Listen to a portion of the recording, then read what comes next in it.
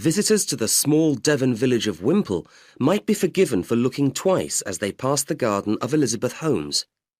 In the middle of the garden, there stands a traditional African hut, a reminder of the 2 years Elizabeth spent in Africa as a volunteer. Elizabeth, what persuaded you to leave your secure job in a travel agent's and go to Africa? Well, I'd been feeling restless for ages. I wanted to see the real world, not just tourist places.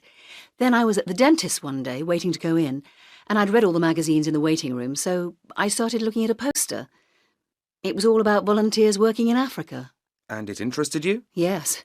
I took down the name and address and applied. I had an interview locally and did some aptitude tests.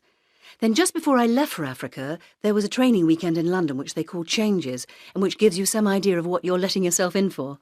What particular skills could you offer? I had a degree in economics, and I'd done some teaching at one time. What they wanted to send me to Africa to do was to train local farmers in the marketing of their produce.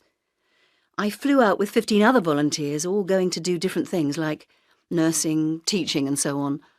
When we got there, we were supposed to have a 4-week course at a training centre learning something about the local culture and the basics of the language, you know, greetings and things like that. Anyway, there was a problem and it only lasted 3 weeks in the end. Not enough, really. Did it take a long time to get used to your new lifestyle? I found it quite difficult for the first few weeks, but after that I settled in very well. My area covered 1,200 square kilometres, and I had a truck for long-distance travel, but for more local trips I rode a motorbike.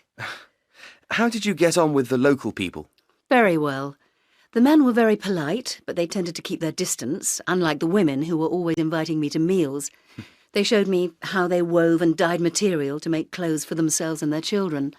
I used to get magazines sent from England, and we'd spend ages looking at them.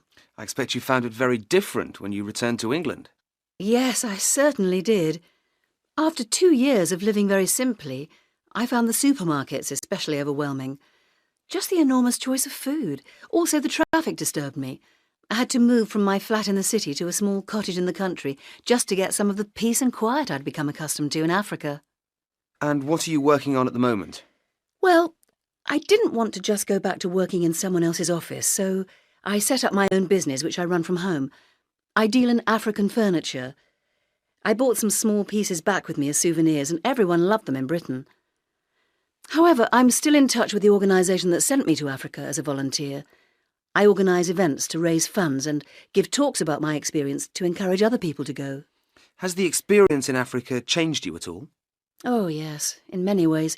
I used to spend all my time working, but now I make sure I have more time for gardening, my favourite hobby. Well, I'd like to thank Elizabeth for coming into the studio today. If you're interested in having your